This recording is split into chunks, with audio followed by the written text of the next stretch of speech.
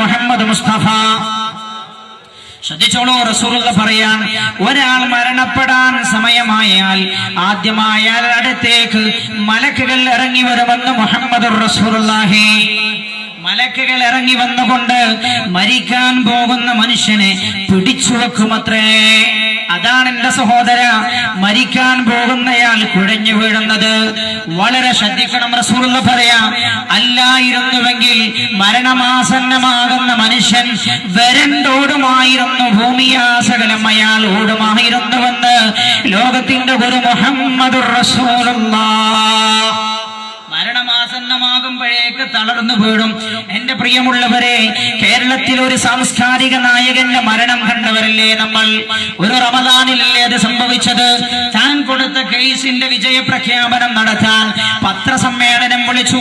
പത്രപ്രവർത്തകർ മുഴുവൻ ഒരുമിച്ചു കൂടിയ സദസ്സിൽ പത്രപ്രവർത്തകരോട് ചിരിച്ചും കളിച്ചും തന്റെ വിജയാഘോഷം നടത്തുന്ന കേരളത്തിലെ ഒരു സാംസ്കാരിക നായകൻ വിജയൻ പെട്ടെന്ന് അദ്ദേഹത്തിന്റെ കണ്ണുകൾ ഏതോ ദിശയിലേക്ക് മറഞ്ഞുപോയി.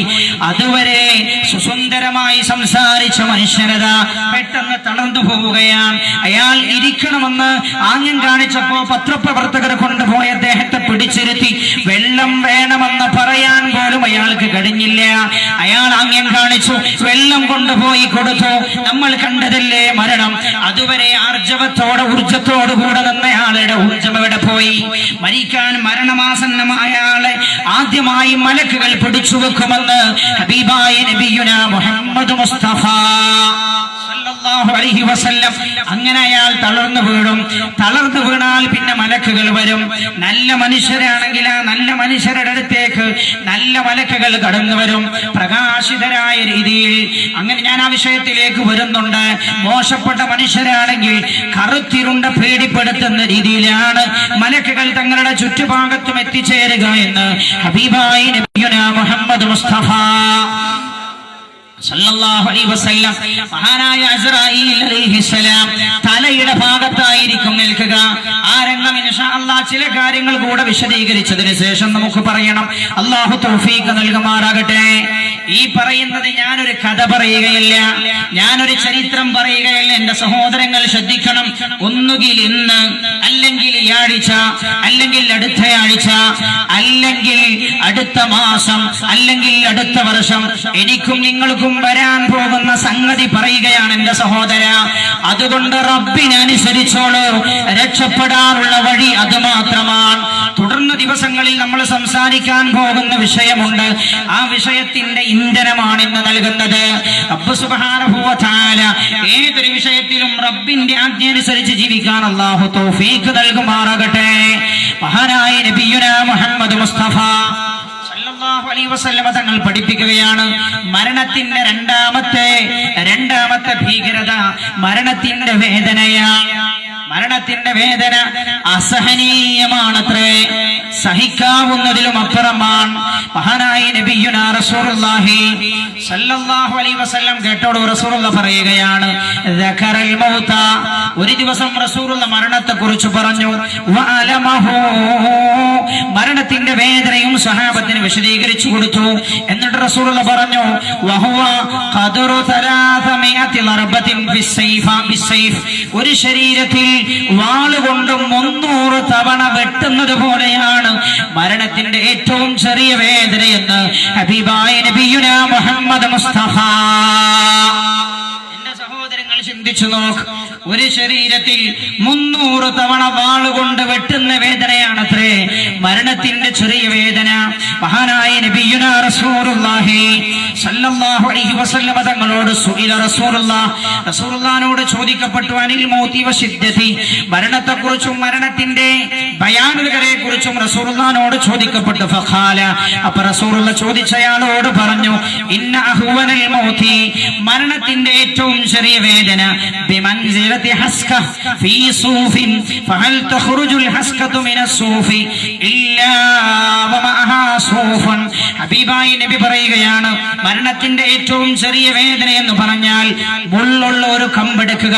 മുള്ളുള്ള ഒരു കമ്പ് ഒരു പഞ്ഞിയുടെ ഉള്ളിലേക്ക് കടത്തിവിടുക. കടത്തിവിട്ടിട്ട് ആ മുള്ളുള്ള കൊമ്പ് പഞ്ഞി നിറഞ്ഞിരിക്കുന്ന പഞ്ഞിയിലേക്ക് കടത്തിവിട്ടിരിക്കുന്ന മുള്ളുള്ള കൊമ്പ് ആ പഞ്ഞിയിൽ നിന്ന് പുറത്തേക്ക് വലിക്കുക. പുറത്തേക്ക് വലിക്കുമ്പോ എപ്രകാരമാണോ പഞ്ഞി കഷ്ണം കഷ്ണമായ മുള്ളുകമ്പിന്റെ കൂടെ വരുന്നത്, അതുപോലെയാണ് മരണം ശരീരത്തിൽ നിന്ന് റൂഹ് വേർപെട്ടു പോകുന്ന രംഗമെന്ന് ഹബീബായ നബിയുനാ മുഹമ്മദ് മുസ്തഫ. മരണത്തിന്റെ ഏറ്റവും ചെറിയ രംഗമാണ് റസൂലുള്ള വിശദീകരിക്കുന്നത്. റസൂലുള്ളാഹി സ്വല്ലല്ലാഹു അലൈഹി വസല്ലം സമയം വളരെ പരിമിതമായതുകൊണ്ട് പോയിന്റുകൾ മാത്രം പറഞ്ഞു കടന്നു പോവുകയാണ്. ദഖല റസൂലുള്ളാഹി സ്വല്ലല്ലാഹു അലൈഹി വസല്ലം അലാ മരീൽ. ഹബീബായ നബി മരണമാസന്നമായ ഒരാളുടെ അടുത്തേക്ക് റസൂലുള്ള കടന്നു ചെന്നു. ഫഖാല, എന്നിട്ട് റസൂലുള്ള പറഞ്ഞു, ഇന്നി അലമു മാ യൽഖി ما يلقى ما منه عرق إلا ويعلم الموت على حدته. ആ മരണമാസന്നമായ ആരെടുത്തു ചെന്നുകൊണ്ട് റസൂലുള്ള പറഞ്ഞു, അയാളുടെ ശരീരത്തിലെ ഓരോ ഞരമ്പുകളും അതിനനുസൃതമായ വേദന അതിനനുഭവപ്പെടുന്നുണ്ട് എന്ന് എനിക്ക് മനസ്സിലാകുന്നുവെന്ന് ഹബീബായ നബിയുനാ മുഹമ്മദ് മുസ്തഫ സല്ലല്ലാഹു അലൈഹി വസല്ലം. മഹാനായ സയ്യിദുനാ അലി ഇബ്നു അബീ ത്വാലിബ് റളിയല്ലാഹു അൻഹു പറയുകയാണ്, മഹാനവറുകൾ പറയുന്നു, യുദ്ധക്കളത്തിൽ പോയിട്ട് പോർക്കളത്തിൽ പോയിട്ട് എന്റെ ശരീരത്തിൽ 1000 വെട്ടേൽക്കലാണ് ഞാൻ എന്റെ വിരിപ്പിൽ കിടന്നു മരിക്കുന്നതിനേക്കാൾ എനിക്ക് ഇഷ്ടമെന്ന് മഹാനായ സയ്യിദുനാ അലി ഇബ്നു അബീ ത്വാലിബ്.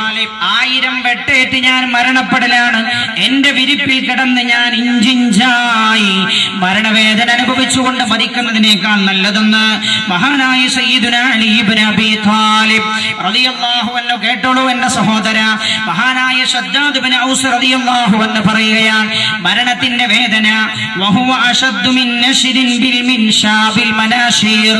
വാള് കൊണ്ടൊരാളെ പച്ചയിൽ നിർത്തിയിട്ടൊരാളെ വാള് കൊണ്ട് ഈർന്ന് മുറിക്കുന്നതിനേക്കാൾ വലിയ വേദനയാണത്രേ മരണത്തിന്റെ വേദന. എന്റെ സഹോദര, എന്റെ ഉമ്മ, അല്ലാഹുവിനെ ധിക്കരിക്കുന്ന എന്റെ പ്രിയപ്പെട്ട സഹോദരി, രാജാതിരാജനായ റബ്ബിനെ മറക്കുന്ന എന്റെ പ്രിയപ്പെട്ട സഹോദര, ഈ വേദന എങ്ങനെ സഹിക്കാൻ കഴിയും എന്റെ സഹോദര?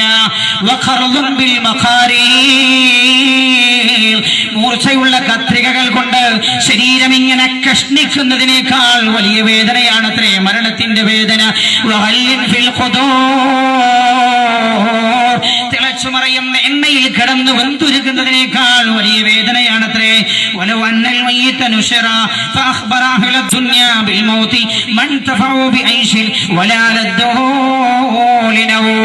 മഹാനായ ശദ്ദാദ് ഇബ്നു ഔസ് റളിയല്ലാഹു അൻഹു പറയുകയാണ്, മരണപ്പെട്ട ഒരു മനുഷ്യൻ തിരിച്ചു വന്നിട്ട് അയാൾ മരണപ്പെട്ട സമയത്തുള്ള വേദന തന്റെ ജനങ്ങളോട് തന്റെ കൂട്ടുകാരോട് പങ്കുവച്ചാൽ